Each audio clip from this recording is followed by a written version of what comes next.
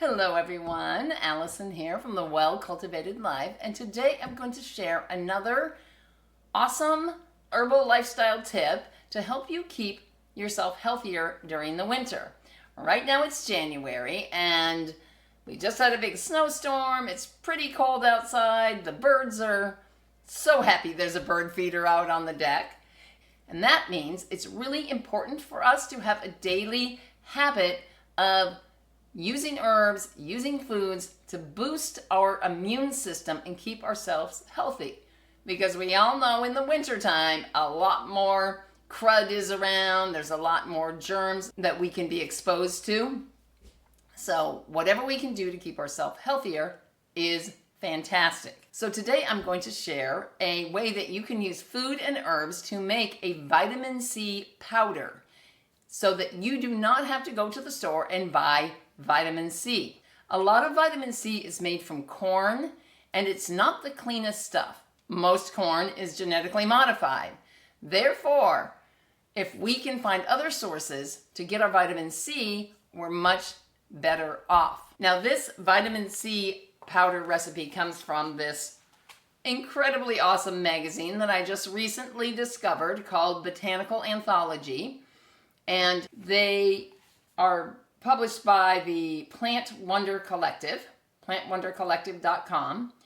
And what I love about it is that it's published 4 times a year, and that means it's seasonally focused. So this is their winter 2024/2025 winter issue, and all of the things in here have gorgeous pictures. There's recipes for cooking. There's different types of herbal preparations. There's crafty types of projects. It's just an awesome magazine. I can't say enough good things about it. Usually the articles are only a couple pages long. So the recipe from this magazine is from Kimberly Kling of Joyful Roots in Arizona, and she has an herbal practice out there, and she is on Instagram at Joyful Roots if you want to check her out. So what I decided to do was to demonstrate how easy it is to make your own vitamin C powder and gather the ingredients. So let's jump in to that first part. What do I need for my ingredients? We are using a beautiful collection of both foods, fruits, and some herbs that each have their own healing properties to them in addition to vitamin C. So let's start with oranges. Not surprisingly, this is one of the ingredients. And what we're going to be doing with the orange is we're going to be using the orange peel. How many times have you eaten an orange and just thrown the peel away?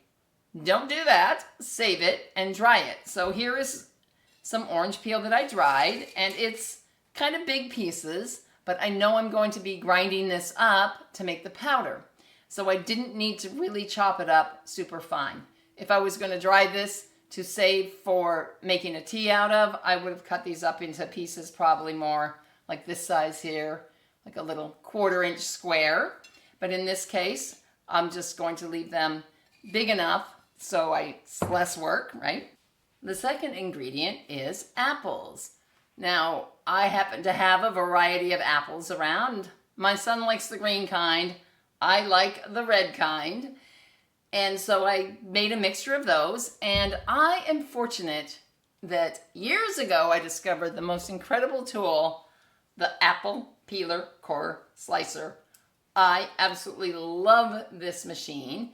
It runs the apple through, takes the core out, peels it, and leaves you with these rings, apple rings, that you can just simply dehydrate. Now, if you don't have a dehydrator, you could buy dried apples and maybe just crisp them up a little bit in your oven, because you do want these to be super crispy and easy to pull apart so that when you put them into the blender to grind them up, they will grind up easily and you don't end up with a lot of chunks sitting around.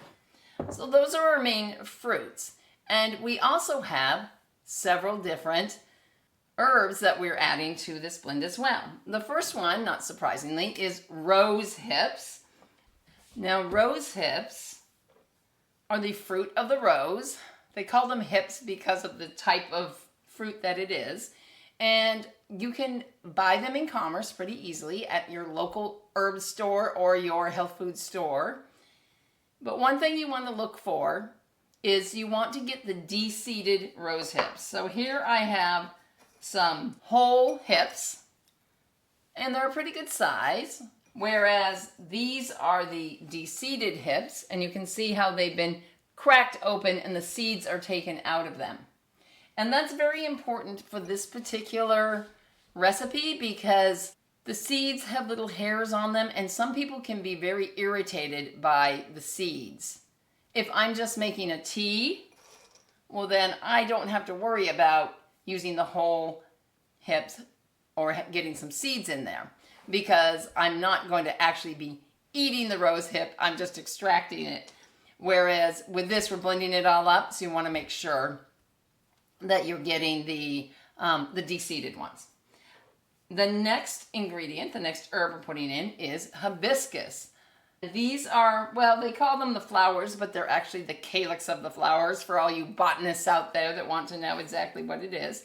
Hibiscus flowers are a tropical herb, and you'll notice as we go through these that all of these have a similar color, don't they? They all have this deep kind of burgundy red, dark red color, and that's an indication of some of the other compounds that you can find in these ingredients. So not only do they have vitamin C, many of these have antioxidants, they've got bioflavonoids and anthocyanins, and those are 3 different types of compounds that help with inflammation and allergic reactions and can help protect against oxidation and oxidative stress and things like that.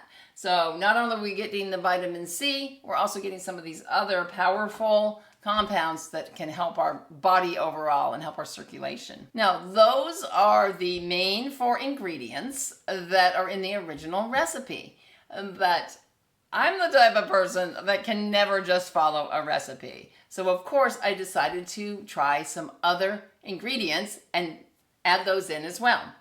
The first thing that I did was I grabbed some other citrus that I had lying around. I actually already had some dried lemon and lime peels, and so I went ahead and put those in with my orange peels into part of the mixture. So again, you juice up your lemon, and most of the time we just throw away those peels. Now, one thing is really important. You want to make sure that you're getting organic oranges, lemons, limes, all of these things whenever possible. And even if you do, you still want to wash the peel ahead of time because sometimes there can be chemicals that they put on to prevent the fruit from, and all kinds of vegetables, from dehydrating. And so you want to make sure and get that washed off since we're actually going to be eating the peels of these. Another herb I decided to add to the mixture was hawthorn berries. Now I love just about hawthorn everything. I have a hawthorn cider syrup that I got a recipe from Jim McDonald originally, and these berries are just, again, heart healthy, packed with all kinds of nutrients, and so I decided to add them to the blend. I'm going to tell you right now, I'm not going to recommend that to you. The hawthorn berries have a very large seed. The amount of actual flesh on the outside of the seed is small, and so often what we're doing with hawthorn is we're boiling or simmering it, or even doing a tincture in order to get the nutrients off of that. So when I went ahead and put these into the blender, I wasn't thinking about how hard the little pieces are going to be. Even though I have a super fancy Vitamix, it still did not grind up the hawthorn as much as I wanted to. So don't recommend using the whole berries. Same thing with elderberries. I didn't put this in, but it is something that you could definitely add. Elderberries have a much smaller seed and they grind up better. Now another option would be that you could get an elderberry powder and a hawthorn berry powder, already made for you in a fancy factory that takes these things apart, and you don't have to have the super powerful Vitamix or these industrial strength blenders to try to get the thing to grind up. So that's another option as well. Once you have all of your ingredients ready to go, and I like to lay my ingredients out on a plate or in a bowl and kind of set it around so I can see how the proportions work. The original recipe calls for equal amounts of the 4 original ingredients. But when I have an apple ring and some little pieces of rosehip, volume-wise, they don't match up. So I like to put them all out on a plate and kind of see how it looks, if I like the ratios.